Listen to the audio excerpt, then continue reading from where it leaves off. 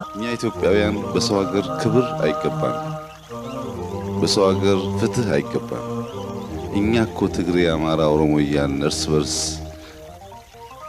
በሀገር ውስጥ አይደለም በውጭ ሀገር የራሳችን ወገን የምንሸጥ ሰዎች ለምን ነው ሰው የሚያከብረን? ሰው እኮ የሚያከብረን ራሳችን ስናከብር ነው። ራሱን የማያከብረን ሰው እንዴት ሌላ ሰው ያከብረዋል? ሰምታችኋል። አሁን የራያው ልጅ የተናገረበት መንገድ የትግራይ ህዝብ የቀንጅብ አይደለም፣ ምስኪን ደሃ ህዝብ ነው።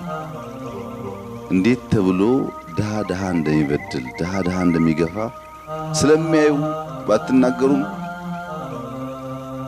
እንቅስቃሴያችሁ ስለሚያስታውቅ ማንም አያከብራችሁ። መከበር ከፈለጋችሁ ተዋደዱ፣ ተከባበሩ። ያን ካላረጋችሁ በስተቀር አንድ ኢትዮጵያዊ ይዞ አንዱን መግረፍ የሚቻል ከሆነ እንኳን የውጭ ዜጋ ደላላው ማን ነው? ኢትዮጵያ አይደለም እንዴ? እንኳን ሳውዲ፣ እንኳን ዩኤኢ፣ እንኳን ባህሬን እኛ ለራሳችን ያላዘን ሰዎች ስለሆን መጀመሪያ ኃላፊነት መውሰድ ያለብን ምን ያክል የልብ ክፋት ያለን ለብር ስንል ወገን የምንሸጥ ሰዎች መሆናችንን፣ ስልጣን ብንይዝ ሌቦች፣ አምባሳደር ብንሆን ሌቦች፣ ሰራተኛ ብንሆን ደልለን የምንሸጥ ሌቦች።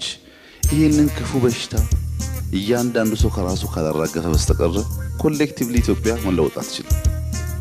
ኢትዮጵያ እናንተ ናት፣ የህዝቦቿ ምስል ናት፣ የሀገር አይደለችም።